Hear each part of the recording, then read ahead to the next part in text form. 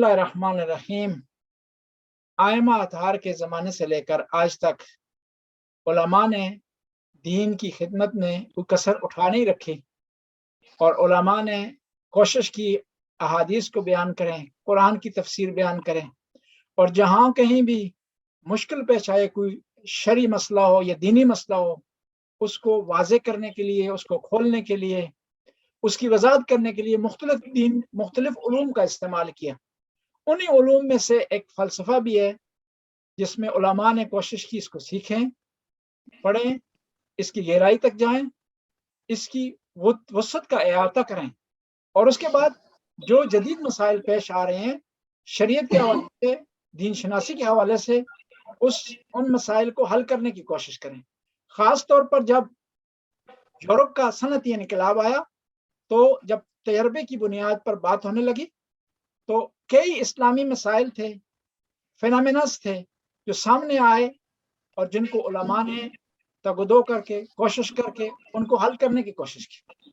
और फलसफे के लिहाज से जहाँ हदीस के मैदान में उलमा की बड़ी हिस्ट्री है, बड़ा नाम है, बड़ी कोशिशें हैं, बड़ी किताबें लिखी हैं, बड़े आसार तदवीन हुए, फलसफे के मैदान में भी उलमा ने कोशिश की और नाम पैदा किया, जद्दोजहद की, और उनमें कई मशहूर मारूफ उलमा के नाम हैं।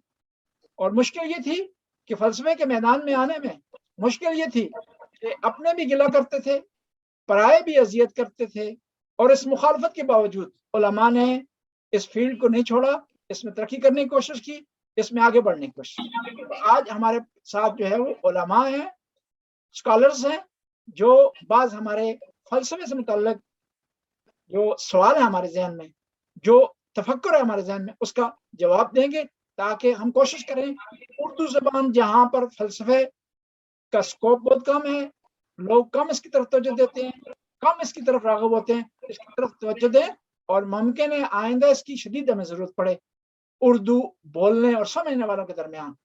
तो हम आगाज़ करते हैं डॉक्टर हसनैन नादर साहब से कि सबसे पहले वो अपना तारुफ करवाएं, फिर इंशाअल्लाह सवालात का आगाज़ करेंगे और इसी सिलसिले को आगे बढ़ाएंगे।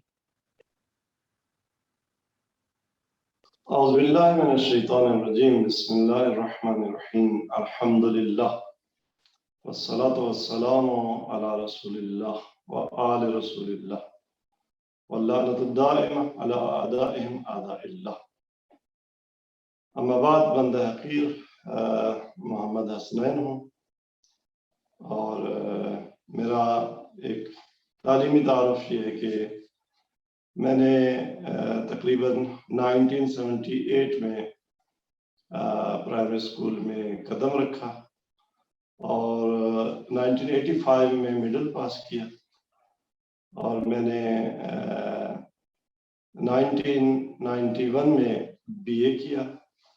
उसके बाद अलबत्ता जब मैंने मैट्रिक पास किया तो 4 साल जो बीए मैंने कॉलेज में रेगुलर किया, उस दौरान साथ साथ मैंने मदरसे में भी दाखिला ले लिया और दीनी तालीम भी पढ़ता रहा। तो 1992 मार्च में मैं फिर दीनी तालीम के वसूल के लिए, आला दीनी तालीम के वसूल के लिए ईरान का मैंने सफ़र किया, मशहद मुक़द्दस, वहाँ पे हरम मुतहर इमाम रज़ा अलैहिस्सलाम में वाक़े दानिशगाह उलूम इस्लामी रज़वी में मेरा एडमिशन हुआ।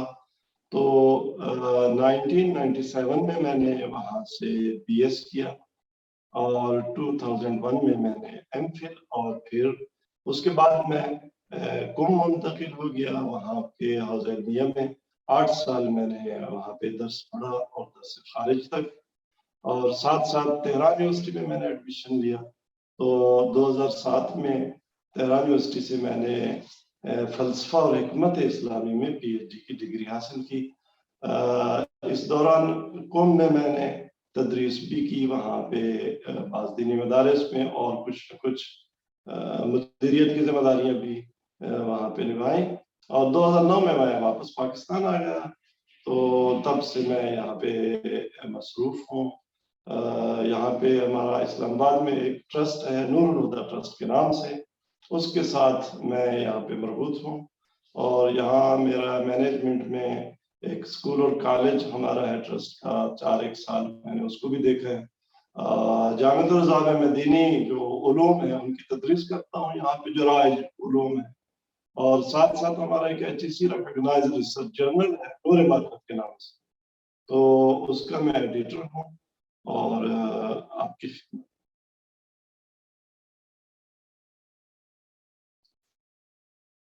آپ کی آواز نہیں آ رہی۔ یہاں پر آپ بتانا پسند کریں گے کہ تہران یونیورسٹی میں جب آپ نے ایڈمیشن لیا تو وہاں کون کون سے نامور اساتید کے معذر سے آپ نے جو ہے وہ استفادہ کیا؟ جی میں نے MPhil کے زمانے میں تو جو ایران کے نامور استاد ہیں فلسفے کے، جو علامہ طباطبائی کے شاگرد ہیں، ڈاکٹر غلام حسین ابراہیمی دینانی، وہ میرے استاد خاص تھے اور ان سے استفادہ کیا۔ اور جب میں PhD میں تہران چلا گیا تو وہاں پر آیت اللہ ڈاکٹر حسن مصطفی وہ میرے فلسفے میں استاد رہے ہیں۔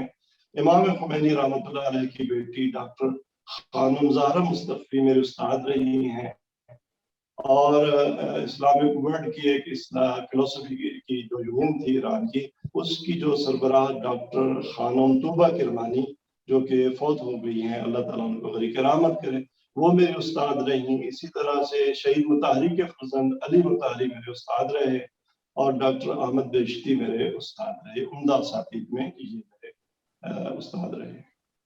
جی جیسا کہ آپ کو پتہ ہے اور دوسروں جو حاضرین کو بھی پتہ ہے کہ تھیسس آپ نے لکھا ہوگا، تو اس کا ٹاپک کیا تھا تھیسس کا PhD میں؟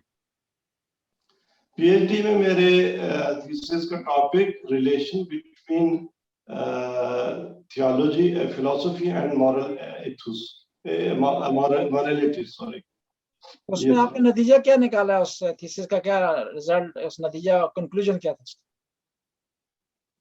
کنکلوژن اس کا یہ ہے کہ مورالٹی کوئی بھی ہو، مختلف ادیان میں، مختلف فکری مذاہب میں، مورالٹی ایک ایسی چیز ہے کہ جس کا کوئی آلموسٹ منکر نہیں ہے۔ اسی طرح فلسفی کا تو اگر آپ ریلیجن کی جسٹیفیکیشن کرنا چاہیں تو اس کی بیس بیسیکلی ایتھکس پر ہے، اور ایتھکس کی بیس اس میں مختلف نظریات ہیں، اور اس میں ایک نظریہ جو ہے وہ وزڈم کا نظریہ ہے۔ تو ایکچولی آپ کی جو ایتھکس ہیں وہ وزڈم کی بنیاد پر جسٹیفیکیشن ان کی ہو سکتی ہے، اور ایتھکس بیس بنتے ہیں دین کی توجہ کے، دین کی پذیرش کے، کیونکہ آپ اگر دیکھیں کہ قرآن کریم نے جو ایک معیار بنایا ہے معروف اور منکر کا، معروف اور منکر قرآن میں ایک خاص اہمیت رکھتے ہیں۔ سٹارٹنگ پوائنٹ آف ریلیجن آپ کہہ سکتے ہیں کہ وہ معروف اور منکر ہیں، اور معروف اور منکر، معروف وہ ہے جو آپ کو اٹریکٹ کرے اور جس میں حسن پایا جاتا ہو، جمالیات پائی جاتی ہوں، اور جمالیات کے مقابلے میں حسن کے مقابلے میں خوب ہے جو منکر، جس کو قرآنی اصطلاح اگر آپ استعمال کریں تو یعنی جس سے طبیعت آپ کے متنفر ہو، جس میں خوب پایا جاتا ہو۔ تو حسن و خوب ہمارے کلام میں ایک اہم ان کی مقام ہے جس کی بنیاد پر، اور خداوند تبارک تعالیٰ نے بھی اگر انسان کو دعوت دیا تو انسان کے اندر وہ نقطہ جو دین جس کو خطاب مورد خطاب قرار دیتا ہے وہ حسن و خوب ہے، اور حسن و خوب کی جسٹیفیکیشن وہ ریزننگ کے ذریعے ہوتی ہے، اور یوں ایک انسان کے لیے دین کی پذیرش کا مقدمہ فراہم ہوتا ہے۔ تو دین اور اخلاقیات کے درمیان کیا رابطہ ہے، فلسفی کے ساتھ کیا رابطہ ہے، تو یہ رابطہ اس تھیسس میں جوڑا گیا ہے، اور دین کی پذیرش کے لیے بنی نوع بشر کے پاس جو سٹارٹنگ پوائنٹ ہے وہ ریزننگ، اور ریزننگ کی بیس پر اس کے اوپر پھل جو اگتا ہے یا پودا لگتا ہے وہ ایتھکس کا ہے، اخلاقیات کا ہے، اور اخلاقیات کے بنیاد پر انسان دین کو قبول کرتا ہے۔ کیونکہ اگر انسان کے پاس سچ جو کہ ایک سچ اور عدل جو کہ بنیادی ایتھیکل ویلیوز ہیں، وہ اگر جسٹیفائڈ نہ ہو تو ان کے لیے پھر جھوٹا بھی پیغمبر ہو سکتا ہے، تو ظالم بھی پیغمبر خدا نخواستہ ہو سکتا ہے، اور صادق اور امین اگر نبی اسی وقت قبول کیا جا سکتا ہے جب وہ صادق اور امین ہو، تو اس سے پہلے آپ کے لیے صداقت کی جسٹیفیکیشن ہونی چاہیے، آپ صداقت پہ ایمان لے آئے ہوں تب نبی صادق پر آپ ایمان لائیں گے اور اس کو مخبر صادق سمجھیں گے۔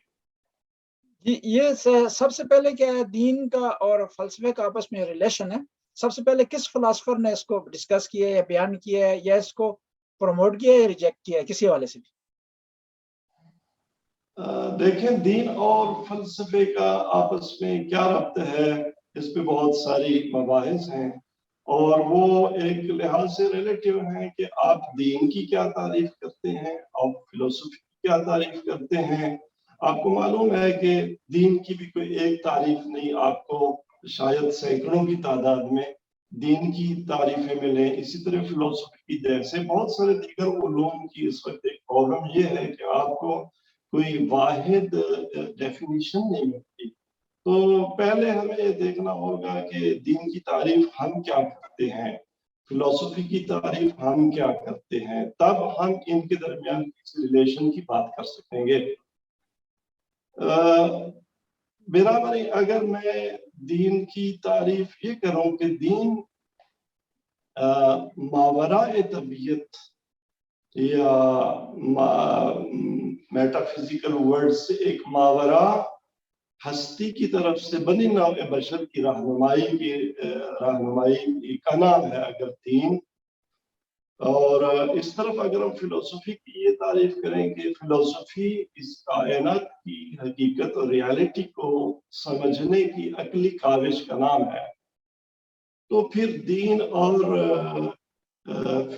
فلسفی میں ایک ریلیشن بن جاتا ہے کہ جس ریالٹی کو ریویل کیا ہے وحی نے یا دین نے بنی نوع بشر کے سامنے رکھا ہے، تو اس ریالٹی کو ایکسس کرنے کی، اس تک اپروچ کی، اس کو سمجھنے کی ایک روش وہ فلسفی ہوگی۔ تو بنابراین دونوں دین بھی ریالٹی کو پیش کرتا ہے اور عقل بھی ریالٹی کی دریافت اور فلسفی بھی ریالٹی کو دریافت کرنے کی ایک بشری کوشش ہے۔ تو دین آسان راستہ ہے، ہر انسان کو حقائق بتا دیتا ہے، لیکن وہ حقائق کی عقلی دریافت ریشنل بیسس پر اس کی دریافت وہ فلسفی ہوگی اور ان میں کوئی تعارض نہیں ہوگا۔ جی ماشاءاللہ، ہم آپ نے جو سوال جو اس ترتیب سے آتے ہیں سوالات کی طرف، علم کلام اور اسلامی فلسفے میں کیا فرق ہے؟ یہ چیزیں کیونکہ ہمارا تخصص نہیں ہے تو ہمیں تو ملتی جلتی چیزیں لگتی ہیں، کوئی اس میں زیادہ فرق ہمیں ظاہر نہیں ہوتا، تو آپ بتا سکتے ہیں، اس کی وضاحت کر سکتے ہیں؟ جی میں اس حوالے سے بھی پھر بات وہی ہوگی کہ آپ نے ایک ٹرمینالوجی اپنے سوال میں جو استعمال کی وہ اسلامک فلسفی یا اسلامی فلسفہ اور علم کلام، تو جیسے ہم نے عرض کیا کہ فلسفی کی تعریف کیا ہے، اگر فلسفی کی ہم تعریف دو طرح سے میں ابھی آپ کی خدمت میں اور دیگر ناظرین کی خدمت پیش کروں گا۔ آپ کو معلوم ہے کہ علوم کی جب ہم ڈیفینیشن کرتے ہیں تو وہ کئی زاویوں سے اور مختلف اینگل سے کی جا سکتی ہے۔ ہر علم کا ایک موضوع ہوتا ہے، سبجیکٹ جس کے بارے میں وہ ڈسکس کرتا ہے۔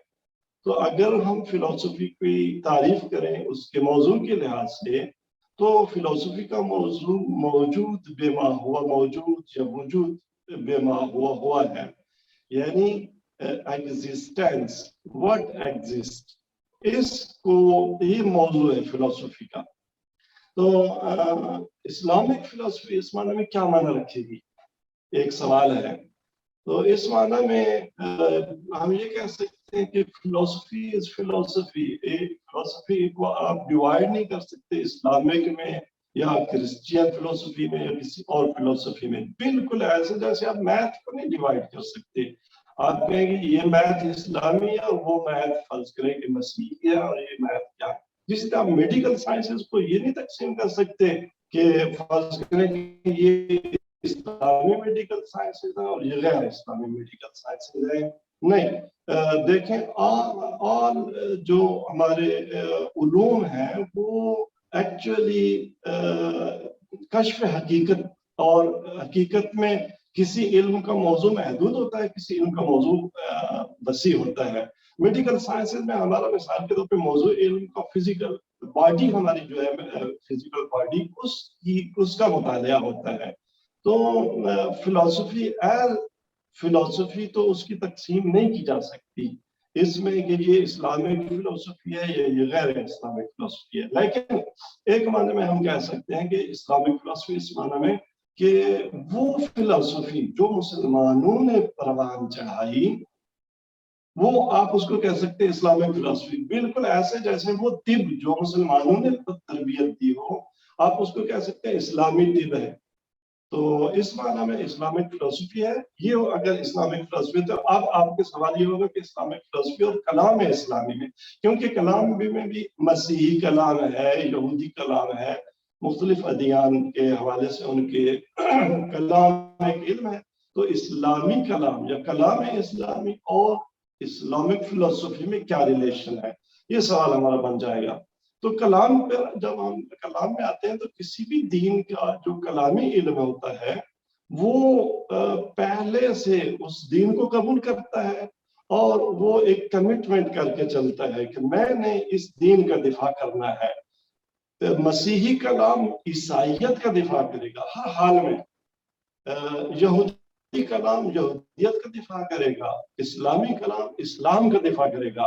یعنی متکلم پہلے مسلمان ہے، پہلے عیسائی ہے، پہلے یہودی ہے، اور پھر اپنی ایک کمٹمنٹ لے کے چلتا ہے کہ میں نے اس دین کو اس کا دفاع کرنا ہے. اب اس دفاع میں وہ عقلی برہان سے بھی استفادہ کرتا ہے، اور اس میں جدل سے بھی استفادہ کرتا ہے، اس میں آیت اور روایت سے بھی استفادہ کرتا ہے. لیکن فلسفی چونکہ دلیل عقلی اور برہان عقلی کی بنیاد پر درک حقائق کا نام ہے، تو وہ دین کا باہر سے مطالعہ کرتا ہے، چاہے وہ دین مسیحیت کا ہو، عیسائیت کا ہو یا اسلام ہو. اسلام نے ریالٹی آف ورلڈ کے بارے میں کیا کہا ہے اس کو فلسفہ اپنے پیرامیٹرز اور اپنی میتھڈالوجی کے مطابق درک کرنے کی کوشش کرے گا. تو فلسفے اور کلام کا فرق یہ ہو گیا کہ کلام ہر حال میں جس دین کا کلام ہے اس کا دفاع کرے گا، لیکن فلسفی لزوماً اس دین کا دفاع نہیں کرے گی. میں بھی فلسفی اسی نتیجے پہ پہنچے جو اسلامی کلام کہہ رہی ہوں. فلسفہ بھی توحید کو ثابت کرے جیسے اسلامی کلام ثابت کر رہی ہے، اور ہو سکتا ہے کہ کلام ایک بات کو ثابت کر رہی ہو لیکن فلسفی اس کے کو جسٹیفائی نہ کرے. جی یہاں پر ایک ضمنی سوال یہ بنتا ہے یا ایک نقطہ یا آپ کی بات پر حاشیہ، وہ یہ ہے کہ متکلم فلسفے کو یا علم کلام کو ایز اے ٹول استعمال کرتا ہے اپنے مکتب کی دفاع کے لیے. یہ صحیح ہے؟ میں صحیح سمجھاؤں؟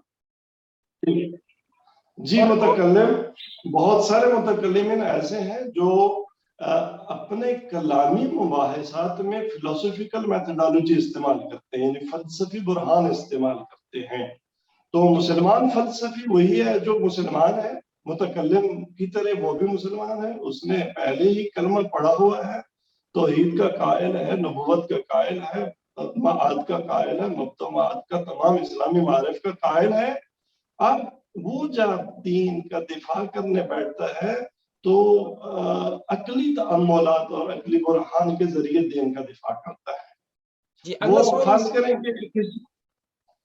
کریں گے ایک غیر مسلم کے ساتھ خدا کو قبول نہ کرنے کے والے کے ساتھ وہ اگر بحث کر رہا ہے تو وہ آیت نہیں پڑھے گا اس کے سامنے، کیونکہ ابھی آپ کا مخاطب اس کا مخاطب آیت کو مانتا ہی نہیں ہے، وہ وحی کا ہی منکر ہے. تو وہ عقلی برہان کی بنیاد پر اس کو لے کر آئے گا کہ وہ خدا کو قبول کرے، وہ وحی کو قبول کرے. جب وحی کے دروازے پہ آ جائے گا شخص اور وحی کی حقانیت کو عقلی استدلال کے ذریعے قبول کر لے گا تو اب راہیں کھل جائیں گی نقل سے استفادے. یہاں پر ایک اور سوال جو ہے ذہن میں آیا ہے وہ آپ کے معذر میں کرتے ہیں. یہ 4 علوم ہیں، یہ لوگ آپس میں بعض اوقات مکس کرتے ہیں، آپ ان کی زیادہ ڈیفینیشن کریں اور یہ بتائیں کہ مکس کیوں کرتے ہیں. جامع شناسی، علم منطق، علم کلام اور فلسفہ. بعض اوقات ایک آدمی جامع شناس ہے، وہ اس حوالے سے کسی مسئلے کا جواب دے رہا ہے تو لوگ سمجھتے ہیں فلسفہ بیان کر رہا ہے. میں نام لینا مناسب جی نہیں سمجھوں گا. تو کئی جو مثلاً پاکستانی مفکرین ہیں وہ جامع شناس ہیں، لوگ ان کو سمجھتے ہیں جی فلاسفر ہیں. یہ چاروں کی اب علیحدہ ڈیفینیشن کریں، اور یہ خلط مباحث کی وجہ کیا بنتی ہے؟ دیکھیں، پہلے تو خلط مباحث کی جو وجہ ہے وہ تو ظاہر ہے لا علمی اور جہلی ہوتا ہے. جب کوئی کسی فیلڈ کا ایکسپرٹ نہیں ہوتا، کسی علم کو پہچانتا نہیں، تو ظاہر ہے اس نے پھر علوم کی جو حدود ہیں ان کو توڑنا ہے. ایک علم کا جو سکوپ ہے وہ دوسرے کو دینا ہے.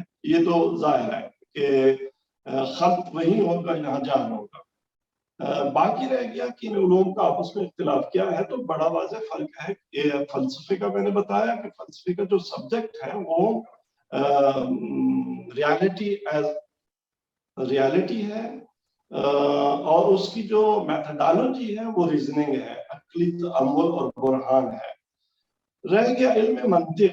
علم منطق در حقیقت فلسفے کی بھی ایک لحاظ سے ماں ہے، کیونکہ علم منطق ہمارے جو ریزننگ کی میتھڈالوجی ہے وہ بیان کرتا ہے کہ آپ اگر ایک برہان قائم کر رہے ہیں تو برہان ہوتا کیا ہے، برہان کے قوانین کیا ہیں، کس آپ کی دلیل کو برہان کہا جائے گا اور کس دلیل کو مغالطہ کہا جائے گا. بنابراین ہمارا جو ریزننگ کا ایک پروسیس ہے یا فلسفی تأمل کا پروسیس ہے، اس پہ خاص قوانین حاکم ہیں، اس پہ ایک نظم حاکم ہے. منطق دو کام کرتا ہے، علم منطق دو کام کرتا ہے. ان قوانین کو کشف کرتا ہے اور پھر ان قوانین کو بیان کرتا ہے. ان میں ہمیں بتاتا ہے کہ آپ کا تھنکنگ پروسیس کیسا ہوگا تو آپ ٹھیک نتیجے پر پہنچیں گے.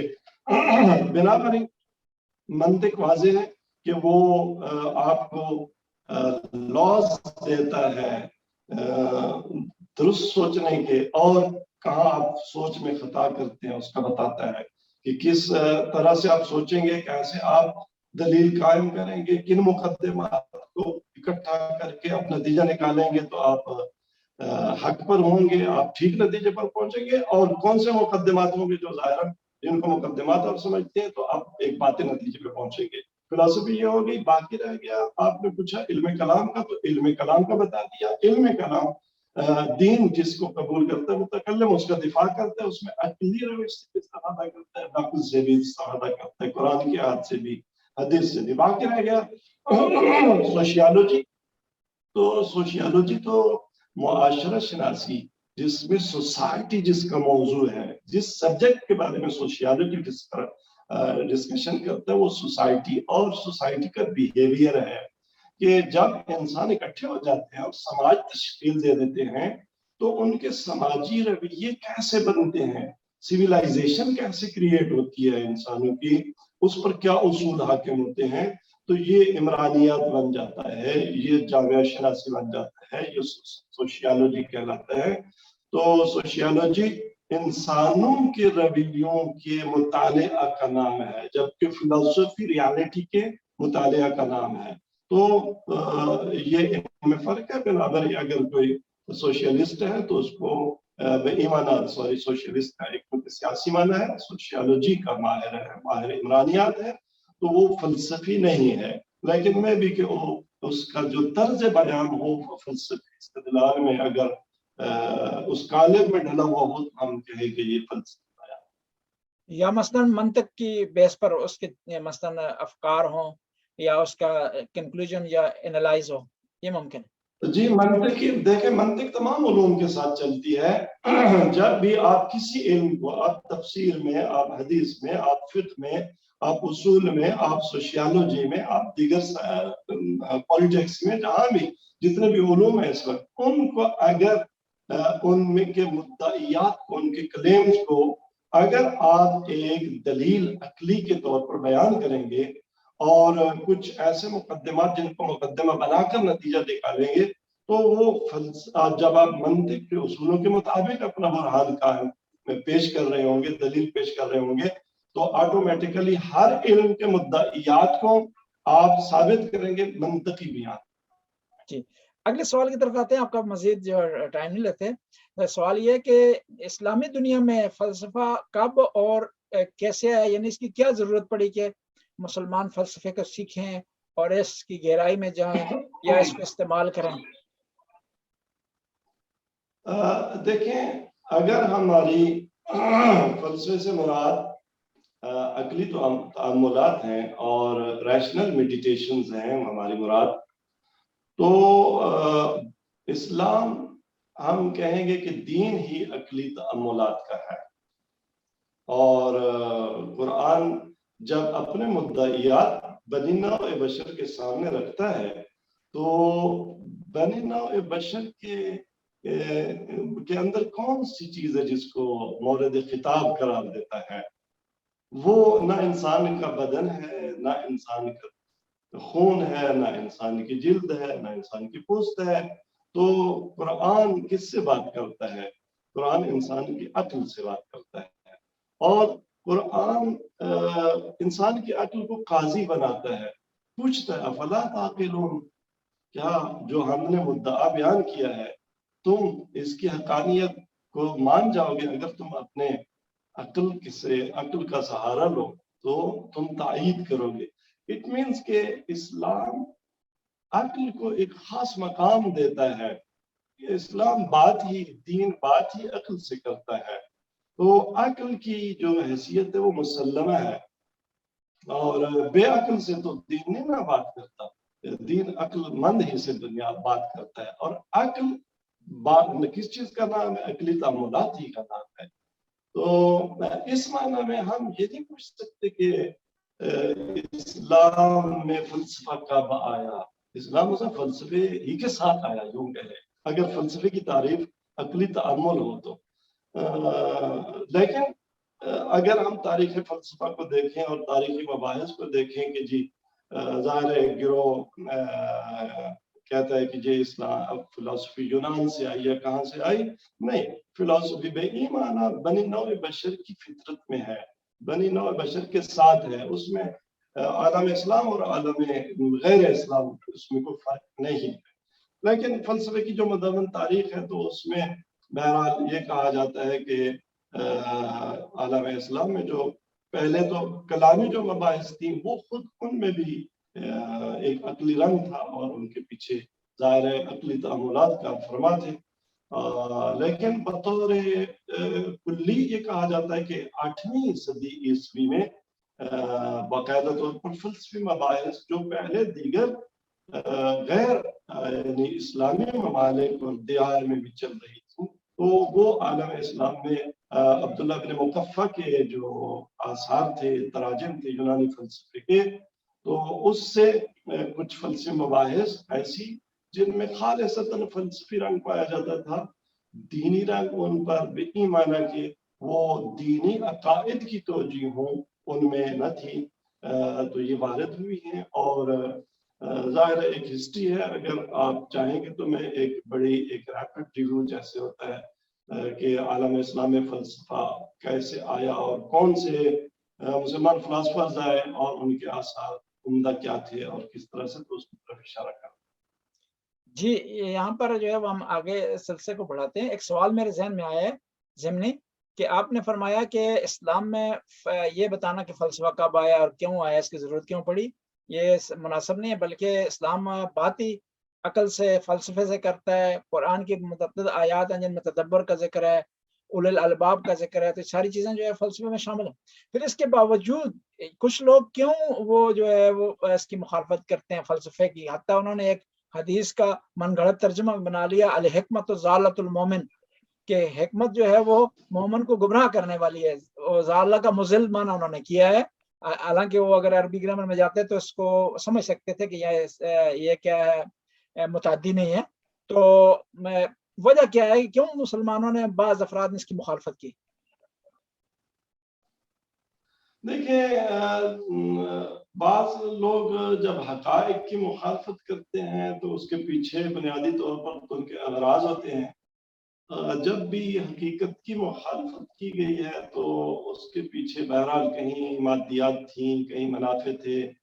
تو فلسفہ ایکچولی ایک ایسا علم ہے جو حقائق تک انسان اگر واقعی صادق ہو، سچا ہو، اپنے فلسفی مبانی کے ساتھ مغرض نہ ہو، تو فلسفہ اس کو الٹیمیٹ ریالٹی تک لے جاتا ہے.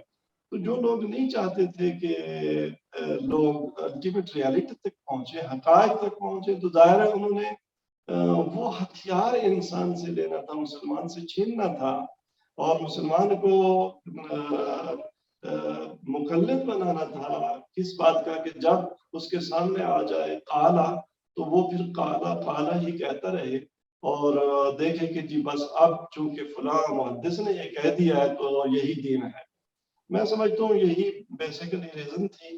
اور البتہ ظاہر ہے فلسفے میں بعض مباحث چونکہ لوگوں کو اس طرح سے ان کے لیے حل نہیں ہوئی، تو جن میں کچھ ظاہر ایسا تھا کہ جو ظاہری طور پر دین سے تعارض رکھنے والی کچھ ابحاث، تو ظاہر ہے وہ بھی کچھ لوگ نے اس بنیاد پر مخالفت کی فلسفے کی. میں یہ سمجھتا ہوں کہ عمدہ وجہ یہی رہی ہے فلسفے سے، الناس اعداء ما جاہلوہ، معصوم بات ہے کہ لوگ جس چیز کو نہ جانتے ہوں اس کے جاہل ہیں، یہ ایک بات ہے. لیکن دوسری بات جس طرف ہمیں بہرحال متوجہ رہنا چاہیے کہ فلسفہ جب ہم کہتے ہیں تو فلسفہ جب تجسم پیدا کرتا ہے، فلسفے کو ایز اے فلسفہ ایبسولوٹ فلسفی آپ کائنات میں کسی کو نہیں دکھا سکتے. فلسفہ جب بھی دکھائیں گے فلاسفر کے نظریات کی روشنی میں دکھائیں گے.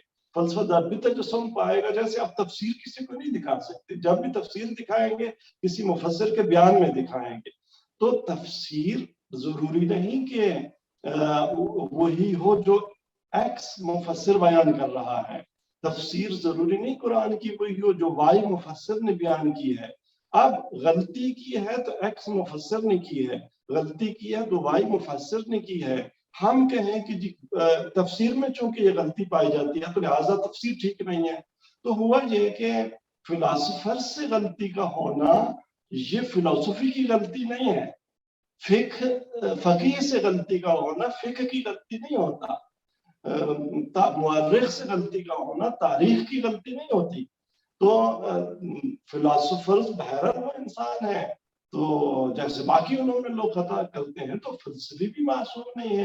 اپنی تعاملات میں بھی انسان وقت کے ساتھ ساتھ آگے بڑھتا ہے. تو فلسفیوں نے غلطیاں کی، مسلمان فلاسفر سے بھی غلطیاں ہوئی، جیسے مسلمان فقیہوں سے غلطیاں ہوئی، جیسے مسلمان مفسروں سے غلطیاں ہوئی. تو اب یہ دلیل نہیں بنتا تھا کہ ہم فلسفی کی مخالفت کریں، آئے فلسفی کی مخالفت کریں. ہوا یہ کہ فلسفی کی مخالفت کی گئی، اور ایک طبقہ بالخصوص جن کا مکتب اہل بیت سے بھی تعلق نہیں تھا، وہ تو ویسے بھی عقلیات کے مخالف تھے. ان کو چونکہ اپنی ساری مذہبی بنیادیں منہدم ہوتی نظر آ رہی تھی، فلسفی اگر آ جاتی ان کے دیار میں تو انہوں نے فلسفے پڑھنے کو کفر قرار دیا، کفریات قرار دیا، اور یوں مخالفت پوری فلسفے. جی مشہور جو فلاسفرز ہیں اسلامی، ان کے جو ہے وہ آپ بتا سکتے ہیں کون کون سے ہیں؟ دیکھیں یہ ایک تأملات کی اسلامی تاریخ ہے جس میں اگر ہم اس مسلمان ان کی تاریخ دیکھیں جس میں انہوں نے عقلی تأملات کو بیان کیا ہے اور دینی جو عقائد تھے ان کی جسٹیفیکیشن کی ہے یا ان کو ثابت کیا عقلی برہان کے ذریعے، تو یہ سرکار رسالت مآب صلی اللہ علیہ وسلم کی رحلت جو کہ سن 632 عیسوی میں ہے، یعنی 7ویں صدی میں، تو اس کے فوراً بعد ہی آپ دیکھیں کہ مرجئہ اور وعیدیہ جو کلامی گروہ تھے، ان کی مباحث جو کفر و ایمان، گناہ کبیرہ کے مرتکب کی مباحث جو اپنی بنیادیں ایک لحاظ سے عالم اسلام میں اپنی مباحث کی بنیادی مباحث ہیں جن میں ابتدا میں کلامی رنگ ہے. تو یہ بھی 8ویں صدی میں شروع ہو جاتی ہے. 723 میں جو ہے حسن بصری اس نے وفات پائی ہے. تو ہم کہہ سکتے ہیں کہ عالم اسلام میں جو دینی جو عقائد تھے ان کی فلسفیکل فاؤنڈیشنز پر تبیین، ڈیمونسٹریشن، اس کا دفاع، اس کا بیان، یہ شروع تو ابتدائی سے صدر اسلامی سے ہو جاتا ہے. اور جیسے میں نے کہا کہ خود قرآن عقل کو مخاطب قرار دیتا ہے. تو نامدار لوگ جو یکے بعد دیگرے عالم اسلام میں آئے, ابتدا میں زیادہ تر کلامی رنگ حاکم تھا. تو ان میں جو بڑے بڑے نام ہیں وہ جیسے حسن بصری 8ویں صدی میں آتے ہیں اور کلام مباحث شروع ہوتی ہے. پھر ان کا شاگرد واصل بن عطا آتا ہے جو وہ بھی 8ویں صدی میں 743 عیسوی میں وہ فوت ہوتا ہے. ان کی آپس میں مباحث جب شروع ہوتی ہیں تو دو بیسک کلامی نہلے بن جاتے ہیں. ایک معتزلہ کا جو واصل جدا ہو جاتا ہے اپنے استاد سے, اور پھر معتزلہ سے جو ابو جبائی ان کے شاگرد پھر جو ہے اشعری وہ ان سے جدا آتے ہیں. تو مکتب اشعری شروع ہوتا ہے 9ویں صدی میں. 873 میں ابو الحسن اشعری پیدا ہوتا ہے. تو یہ کلامی روش جو تھی آہستہ آہستہ جب ادھر سے فلسفی مباحث بھی جو بنی عباس کے دور میں اور اس سے پہلے بنی امیہ کے دور میں فلسفی روش ارسطو سے جو چلی آ رہی تھی اس سے بھی مسلمان آشنا ہو گئے یونانی فلسفی کے تراجم سے. تو عبداللہ بن مقفع سے جیسے میں نے کہا کہ اس نے بہت سے فلسفیکل ورکس جو تھے یونانی میں ان کا ترجمہ کیا عربی میں. تو یہاں سے فلسفی شروع ہوئی. اور 9ویں صدی میں اسحاق کندی جو کہ جس کو فیلسوف العرب کہا گیا اور ایک طرح سے پہلا مسلمان فلسفر جس کو ایک لقب ملا, تو اس کے آثار. اور اس کے بعد زکریا رازی آتے ہیں, یہ بھی 10ویں صدی میں آئے ہیں. ان کے بعد معلم اول ابو نصر فارابی ہیں جو 950 عیسوی میں جن کی وفات ہوتی ہے. تو یہ ارسطو کی فلسفی کے شارح بھی ہیں اور ایک مسلمان فلسفی ہیں. ان کے بعد اخوان الصفا آتے ہیں, اور اس کے بعد عالم اسلام میں ابو ریحان بیرونی آتا ہے, خوارزمی آتا ہے. پھر ان کے بعد ابن سینا آتے ہیں, اور ابن سینا کے بعد اشعری روش کے جو پیروکار تھے امام غزالی آتے ہیں. اور امام غزالی ایک صوفی بھی ہے, متکلم بھی ہے, فلاسفر بھی ہے, اگرچہ اینٹی فلسفی ہے, تحفظ الفلاسفہ لکھتے ہیں. ان کے مقابلے میں ابن رشد آتا ہے اندلس میں 12ویں صدی میں, اور وہ تحفظ التحفظ لکھتا ہے. اور اس طرح سے اسی دوران محی الدین ابن عربی جو عرفان میں اور تصوف میں ایک نام ہے وہ آتے ہیں. اور پھر اس کے بعد شیخ شہاب الدین سہروردی آتے ہیں, اور ابن سینا آتے ہیں اسی درمیان. ابن سینا ان سے ابن رشد سے پہلے آتے ہیں, معلم ثالث. اور یہ روش چلتی چلتی یہاں تک کہ خواجہ نصیر اور پھر ملا صدرہ تک پہنچتی ہے. ملا صدرہ 16ویں صدی کے عظیم مسلمان فلسفی ہیں. ان کے بعد ملا حدیث الزباری, علامہ طباطبائی, امام خمینی, اور پھر معاصرین کا دور آتا ہے. تو یہ ایک پوری تاریخ ہے فلسفہ اسلامی کی, یعنی مسلمان فلسفرز کی, اور عالم اسلام کے اندر فلسفی تأملات کی. اور فلسفی تأملات کی بنیاد پر اسلام کے عقائد کی توجیہ کی. اور اب اس وقت صورتحال یہ بن چکی ہے کہ مکتب تشیع میں فلسفے اور کلام کے درمیان باؤنڈری تقریباً اٹھ چکی ہے.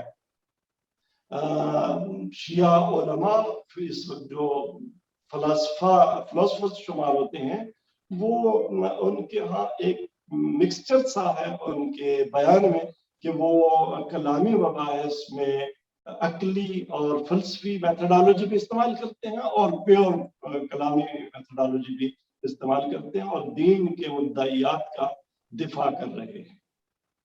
جی, اس سارے جو ہے وہ تاریخ میں, فلسفے کی اسلامی تاریخ میں ہمارے جو فلاسفر ہیں مستہ ملا صدرہ, ان کا کیا مقام اور کیا حیثیت اور کون سی جائے گا ان کی؟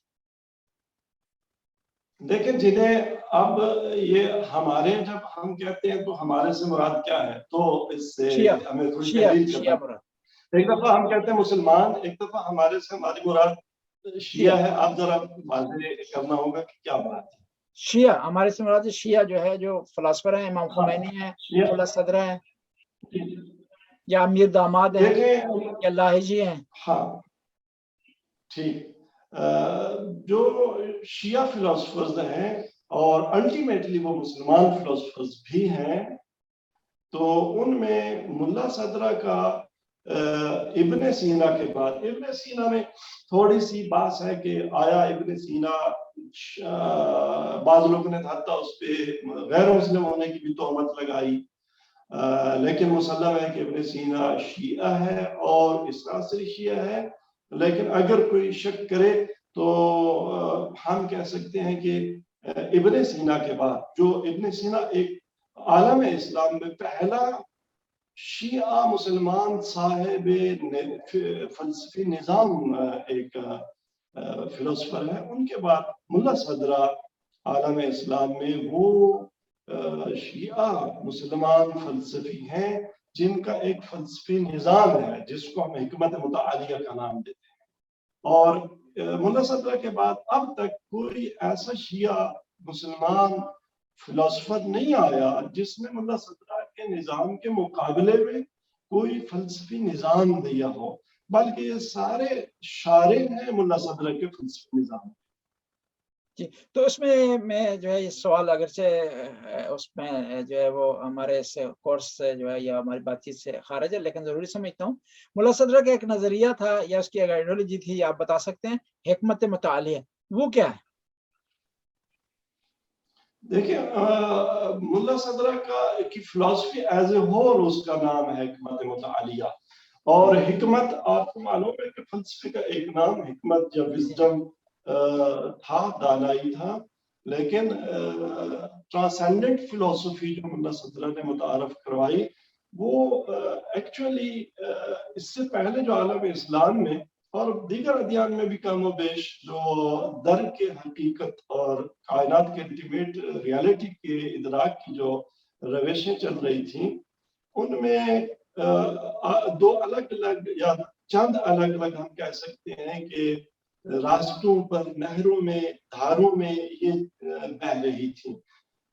جو علماء علوم نقلی تھے وہ صرف اپنی روش میں پر کاربن تھے، اور وہ ہر دینی باور کو اس کے بیان کے لیے، اس کے اس بات کے لیے یا آیات کا سہارا لیتے تھے یا روایات کا سہارا لیتے تھے، اور دیگر روشوں کو وہ اپنے اوپر گویا حرام قرار دیتے تھے. متکلمین ان کی اپنی روش تھی، مفسرین کی اپنی روش تھی، فلسفرز کی اپنی روش تھی. اس درمیان ایک اور آپ روش کہہ دیں یا ایک مشرب کہہ دیں، ایک نہتا کہہ دیں، وہ عرفانی تھا یا صوفیاء کا تھا، اور وہ ہر کوئی اپنی روش کو لے کے چل رہا تھا. ملا صدرہ چونکہ تمام علوم منقول و معقول، عقلیات و نقلیات پہ ان کی گرفت تھی، تو انہوں نے ان کو آپس میں مکس کیا اپنی فلسفی میں. یعنی جو مدعائے دین انہوں نے حضرت نے بیان کیا اور اس کو عقلی برہان کے ذریعے ثابت کیا، اس کے لیے نقلی برہان بیان کیا، اس کے لیے عرفانی مکاشفہ بھی بیان کیا. یہ جو ایک آپ کہیں کہ یوں ملی ایک امتزاج یافتہ روش اس سے پہلے عالم اسلام میں اس طرح سے نہیں تھی. تو یہ ملا صدرہ کا سہرا ہے کہ انہوں نے اس کو ایک اس میں دھارے میں ڈالا اور اس حکمت کا نام حکمت متعالیہ پڑا. یہ ہم شارٹ کرتے ہیں، ٹائم کافی ہو گیا، آپ کا وقت قیمتی لے لیا ہم نے. اگلا سوال یہ ہے کہ ابن عربی فلسفے کے میدان میں جو ہے مشہور ہیں، معروف ہیں، بڑی ان کی کتابیں ہیں، آثار ہیں. فصوص الحکم میں اگر نہ بولوں ان کی کتاب ہے مشہور اور معروف، اور ان کی بہت سے آثار ہیں. امام خمینی نے بھی ان کی بعض جگہ تعریف کی. اس کے باوجود یہ شیعہ میں، شیعہ علماء، یہ شیعہ معاشرے میں یہ متنازع کیوں ہیں؟ بعض شیعہ ان کو پسند نہیں کرتے، اس کی وجہ کیا؟ دیکھیں، ابن عربی کے بارے میں کہوں گا کہ ابن عربی نہ فقط شیعہ میں متنازع ہیں بلکہ ابن عربی عالم اسلام میں متنازع ہیں. جس طرح سے شیعوں میں ابن عربی متنازع ہیں، اہل سنت کے ہاں بھی ابن عربی متنازع ہیں. حتیٰ اہل سنت میں بعض نے ابن عربی کو شیعہ قرار دیا ہے اور اس بنیاد پر اس کی مخالفت کی ہے کہ ائمہ اثنا عشر کا نام لیتا ہے یا ان کی بات کرتا ہے. تو بنابراً ابن عربی پہلی بات تو یہ ہے کہ متنازعات صرف شیعہ کے ہاں نہیں ہیں، اہل سنت کے ہاں بھی ہیں، یہ پہلی بات۔ دوسری بات یہ کہ ابن عربی کو ہم اس معنی میں فلاسفر نہیں قرار دے سکتے جس معنی میں مثال کے طور پہ ہم فارابی کو، بیرونی کو، ابن سینا کو، ملا صدرہ کو، سہروردی کو فلسفی قرار دے سکتے ہیں۔ ابن عربی کا جو امتیاز کہہ دیں وہ اس کا تصوف ہے، اس کا عرفان ہے، عرفانی اور صوفیانہ نظریات ہے۔ یہ پہلی بات۔ اب صوفیہ کی مخالفت فقط شیعوں نے نہیں کی، صوفیزم کی یا صوفی مکتب کی یا عرفان کی مخالفت عالم اسلام نے کی ہے، اور اس مخالفت کی بھی وجہ میں نے جیسے بیان کیا کہ ظاہر ہے بہت سی جگہوں پر جہالت تھی، اور بہت سی جگہوں پر وہ لوگ جو عرفان کی نمائندگی کر رہے تھے، تصوف کی نمائندگی کر رہے تھے، بیان کر رہے تھے صوفیانہ نظریات کو، ان کی اغلاط تھی، ان کی غلطیاں تھیں۔ ابن عربی ہو یا کوئی بھی ہو، فلسفی ہو یا منطقی ہو یا عارف ہو یا صوفی ہو، اگر وہ معصوم نہیں ہے، اور یقیناً معصوم نہیں ہے، غیر از معصومین، تو اس سے غلطیوں کا سرزاد ہونا نیچرل سی بات ہے۔ تو ابن عربی کہ بہت سارے عقائد ایسے ہیں کہ جو شیعہ عقائد کے ساتھ کمپیٹیبل نہیں ہیں۔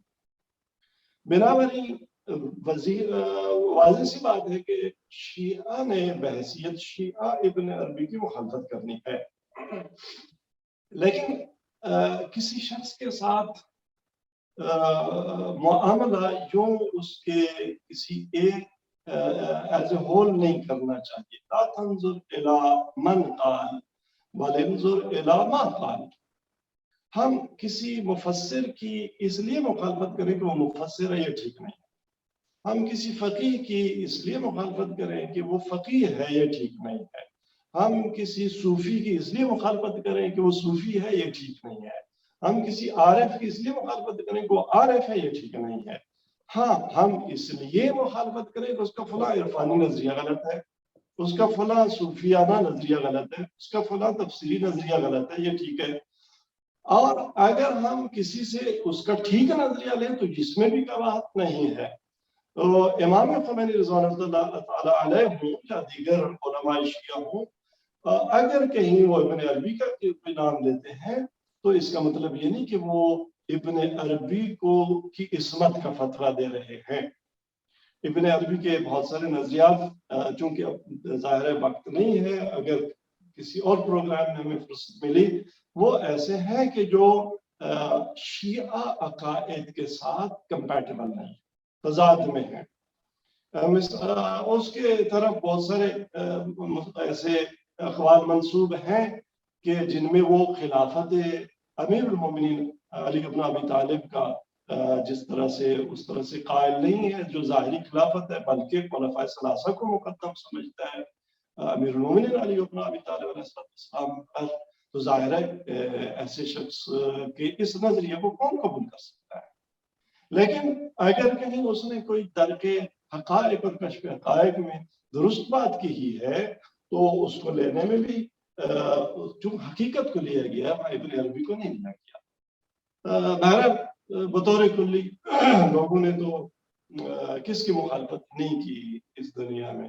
ابن عربی کی مخالفت کی ہے۔ ابن عربی کی مخالفت ہم ابن عربی کو اون نہیں کرتے۔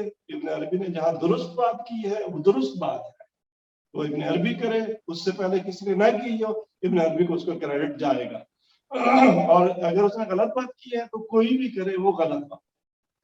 جی، تو اب ہم آخری سوال کرتے ہیں، وقت زیادہ ہو گیا۔ اب حاضرین اگر سوال کرنا چاہیں تو وہ سوال جو ہے وہ کر سکتے ہیں میرے اس سوال کے بعد۔ آخری سوال، پاکستان میں فلسفے کا مقام، اس کی جائے، اس کی منزلت، اس کا سکوپ کیا ہے؟ بدقسمتی سے پاکستان میں فلسفے کا بہت ہی برا مقام ہے۔ اس کی ایک عمدہ وجہ یہی ہے کہ یہاں جو ریلیجس کمیونٹی رہتی ہے اس میں اکثریت وہی ہے جو انسان کو، مسلمان کو اقلیت کی طرف آنے ہی نہیں دینا چاہتی، اور ان کا مذہب و مسلک اسی میں چلتا ہے کہ وہ مسلمان کو عقلی تأملات اور بصیرت کی طرف نہ آنے، لہذا انہوں نے ہمیشہ فلسفے پہ کفر کا فتویٰ لگایا اور فلسفی تعلیم و تعلم پر قدغن لگائی، اور یہاں پہ فلسفی اس کو نہیں پنپنے دیا فکر کو۔ تو آپ اس کی بات کا اندازہ لگائیں کہ یہاں سے کہ جس شخصیت کو جو ہم مصور پاکستان کہتے ہیں، بھلا وہ اس کی پی ایچ ڈی کس علم میں تھی، لیکن جس شخص کو آپ مصور پاکستان سمجھتے ہیں اور اس کی تعلیم میں فلسفے کا کتنا اثر ہے، اس کی بصیرت میں فلسفے کا کتنا اثر ہے، جس علم میں اس نے پی ایچ ڈی کی تھی، اس علم کی کتنی یونیورسٹیز میں آپ اس وقت پاکستان کی یونیورسٹیز میں پی ایچ ڈی کروا رہے ہیں، سوائے ایک دو یونیورسٹی کے آپ کو بڑی بڑی یونیورسٹیز میں فلسفی کا ڈپارٹمنٹ ہی نہیں ملے گا۔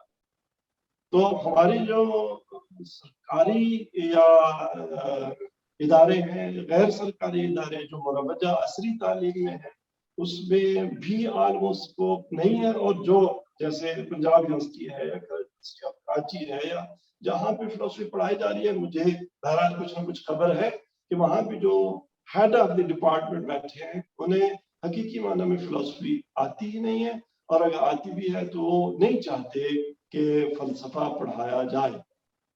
باقی جو پیرالل نظام دینی ہمارے مدارس کا چل رہا ہے، اس میں ظاہر ہے وہ مدارس جن کا تعلق ان مکاتب اور فکر اور مذاہب سے ہے کہ جو فلسفی کو نہیں پنپنے دینا چاہتے تو وہ اپنے مدرسے میں کب فلسفہ پڑھائیں گے، اور رائے گے شیعہ مدارس تو اس میں بھی بدقسمتی سے ایک جو فضا قائم ہے، فلسفہ مخالف فضا، اس کا کافی جو ہے نا اثر ہے، لیکن اب آہستہ آہستہ بعد از انقلاب اسلامی ایران اور اب وہ فضا ٹوٹی ہے اور طلباء اس طرف آ رہے ہیں، اور میں سمجھتا ہوں کہ کب تک بالآخر ایک علم کو دور رکھا جائے گا انسانی مجامع اور سوسائٹی سے، یہ نہیں ہو نہیں سکتا، بالآخر فلسفہ آئے گا اور اپنی جگہ بنائے گا۔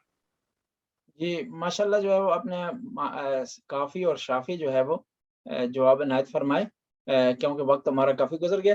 ابھی حاضرین میں سے کوئی سوال کرنا چاہتا ہے تو سوال کر سکتا ہے، ورنہ اس کو ہم بحث کو اس کو کلوز کرتے ہیں۔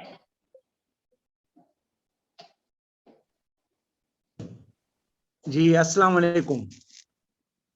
جی وعلیکم السلام۔ وعلیکم السلام۔ رضی علی بات کر رہا ہوں، میری طرف سے ایک چھوٹا سا جو ہے نا وہ سوال تھا، یا سوال آپ اس کو سجیشن بھی کنسیڈر کر سکتے ہیں، لیکن میں اس پہ ڈاکٹر نادر صاحب کی جو ہے نا ان کی قیمتی رائے سننا چاہوں گا۔ ہمیں اپنے جو جوان ہیں، مطلب بچوں سے لے کے جو جوانوں تک نا، یعنی ایک چھوٹی عمر سے لے کے بڑی عمر تک، ان میں اگر یہ فلسفی طرز تفکر کو پروان چڑھانا ہو، اس کے لیے سوسائٹی کے اندر ہمیں کس قسم کے سٹیپس لینے چاہیے؟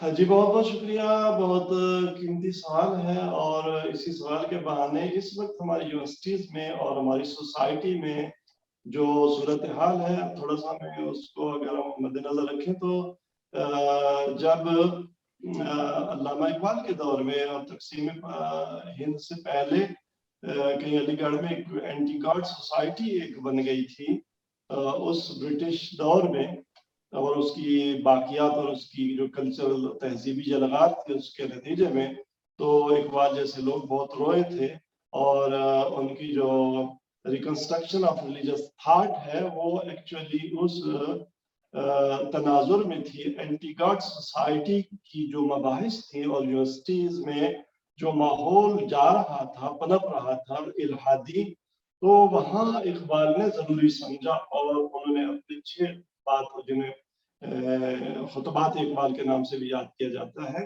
اور وہ ریکنسٹرکشن آف ریلیجس تھاٹ کے عنوان سے موجود ہیں، تو لکھی۔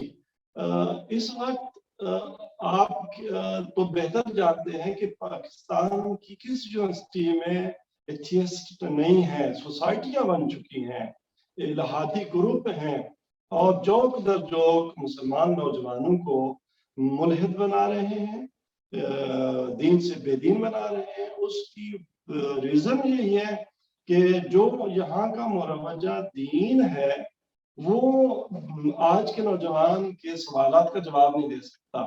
ایک طرف اسلام کی جو سیاسی اور تہذیبی ہم تصویر پیش کرتے ہیں کہ ہم یہاں پہ لوگوں کو مار کے جھوٹا الزام لگا کے ان کی لاش جلا دیتے ہیں، تو یہ ایک چہرہ اسلام کا ہم پیش کرتے ہیں۔ دوسری طرف ہم اسلام کے عقائد کی کوئی عقلی جو ہے جسٹیفیکیشن اور بیس اس کو فراہم نہیں کر سکتے۔ اور مجھے معلوم ہے یہاں پہ ڈیبیٹس جب ہوتی ہیں ان لوگوں کی تو مختلف ادیان کے لوگوں کے ساتھ تو وہ مات ہو جاتے ہیں بحث میں۔ لہٰذا اس وقت بعض اس چیز کی ضرورت ہے کہ جو عالم اسلام پر یلغار ہے عالم کفر کی طرف سے، اور اب سرحدیں اٹھ گئی، سوشل میڈیا کا دور آ گیا، نیٹ کا دور آ گیا، آپ کس کس چیز پہ آپ پابندی لگائیں گے سوائے اس کے کہ آپ اپنے نوجوان کو فکری طور پر اتنا لیس کر دیں کہ وہ جب دشمن کی طرف سے شبہ آئے تو اس کے اندر اس کے انالیسس کی جو ہے صلاحیت پائی جاتی ہو، ریشنل بیسس پہ وہ اس کا جواب دے سکے، اپنے جو اس کے دینی جو ہیں اس کا جو فیتھ ہے اور اس کے جو عقائد ہیں ان کی جسٹیفیکیشن پیش کر سکے۔ تو اس کے لیے ہمیں اپنے نوجوانوں کی تربیت کیسے کرنی ہے، تو ظاہر ہے اب اسلامک فلسفی فار چلڈرن پہ بہت ایک جو ہے نا اپنا ایک فیلڈ آف اسٹڈی بن چکا ہے اور اس پہ ہمارے دوست کام کر رہے ہیں۔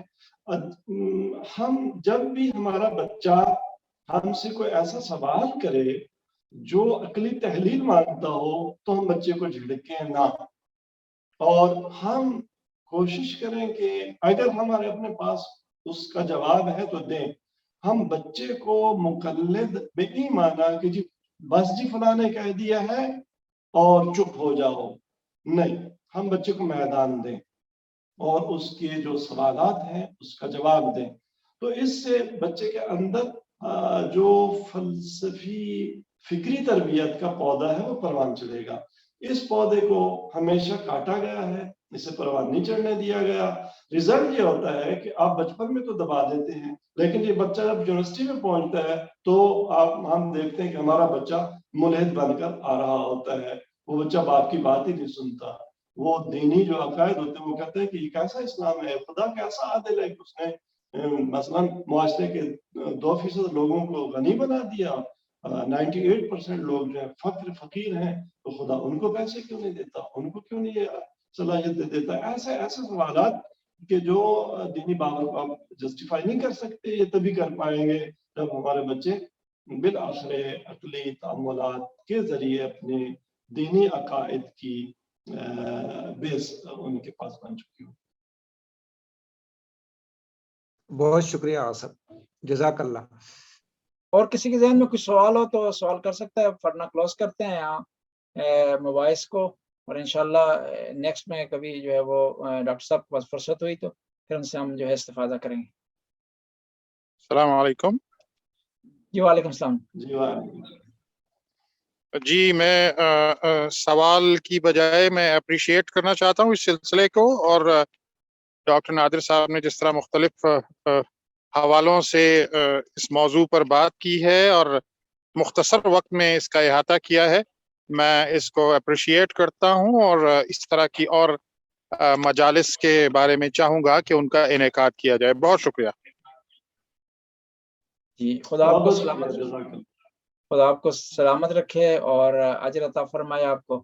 تو یہاں بحث کو کلوز کرتے ہیں، اور انشاءاللہ یہ تجویز اچھی ہے کہ آئندہ اس قسم کی محافل، مجالس اور مذاکرے جو ہے وہ جاری رہنا چاہیے تاکہ ہمارے علم میں اضافہ ہو۔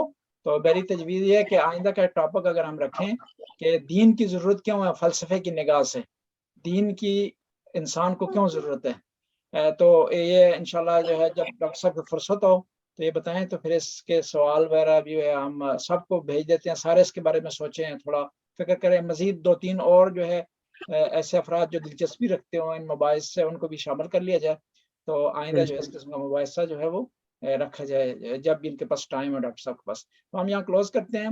ہم نے جو ہے وہ استفاضہ کیا ڈاکٹر صاحب سے, خدا کی توفیقات میں اضافہ فرمائے. انہوں نے واضح کیا کہ فلسفہ اور علم کلام اور علم منطق اور جامع شناسی میں کیا فرق ہے. انہوں نے واضح کیا کہ فلسفہ جو ہے اس کا دین سے اس عنوان سے کوئی تعلق نہیں ہے, وہ ایک علم ہے جس طرح دوسرے علوم ہے. فلسفہ بھی علم ہے کہ ہم اسے کسی دین سے کسی مذہب سے جوڑ نہیں سکتے. ہاں متکلمین جب فلسفے کو ٹول بناتے ہیں اپنے دفاع کے لیے اپنے مکتب کی, تو وہاں پر وہ علم کلام کہلاتا ہے. اس طرح انہوں نے بتایا کہ ابن عربی کا کیا مقام اور کیا منزلت ہے. انہوں نے آج واضح کیا کہ ملا صدرہ کی جو مقام منزلت ہے فلسفے کے میدان میں, اس کا کتنا اثر پڑا ہے, اور انہوں نے کس طرح فلسفے کے ذریعے تفسیر کے میدان میں دوسرے جو اسلامی علوم کے میدان میں خدمات انجام دیے. اور انہوں نے یہاں پہ واضح بھی یہ کیا کہ پاکستان میں کیوں فلسفے کو اہمیت نہیں دی جاتی, اس کا مقام و منزلت واضح اور روشن نہیں ہے. اور آخر میں جو بھائی نے سوال کیا تھا کہ ہم کس طرح اپنے جوانوں کے اندر تفکر اور تدبر کی جو ہے وہ صلاحیت پیدا کر سکتے ہیں, اس میں کس طرح ہم جو کامیاب ہو سکتے ہیں تاکہ ہمارے جوان فلسفے کے میدان میں تفکر اور تدبر کے میدان میں آگے بڑھ سکیں اور اپنے مکتب کا دفاع کر سکیں.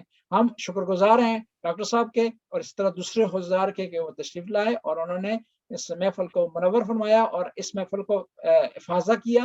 خدا ان کی توفیقات میں اضافہ فرمائے. انشاءاللہ اگلی ملاقات تک یہاں ہم اس سلسلے کو روکتے ہیں. بہت بہت شکریہ. میں بھی آپ کا شکریہ ادا کرنا چاہوں گا آپ کی توفیقات خیر کے لیے. میں دعا گو ہوں اللہ پاک آپ جس سرزمین میں بیٹھ کے عالم اسلام کے اور اسلام کی خدمت سر انجام دے رہے ہیں, خدا آپ کی توفیقات میں اضافہ فرمائے اور ساری جو آپ کی ہے اور آپ کی جو کوشش ہے اس کو شرف قبولیت عطا فرمائے. تمام پارٹیسپینٹس کا بھی شکریہ. اور میں بھی یہی چاہوں گا کہ بہرحال اس طرح کی مباحث وہ ہمارے اور دوست اور علماء ہیں فضلاء ہیں وہ بھی ڈیلیور کریں اور اس کو جاری رکھا جائے کہ اسی میں انشاءاللہ دین کی دفاع کی سبیل نکالی جا سکتی ہے. ٹھیک ہے, جب بھی آپ کے پاس وقت ہوا تو بتائیے گا, پھر نیکسٹ رکھ لیں گے انشاءاللہ. ٹھیک ہے انشاءاللہ. بہت بہت شکریہ. جزاک اللہ. ٹھیک ہے, دعا میں یاد رکھیے گا. سب کو سلام دیجیے گا. التماس دعا جی. خدا حافظ. التماس دعا.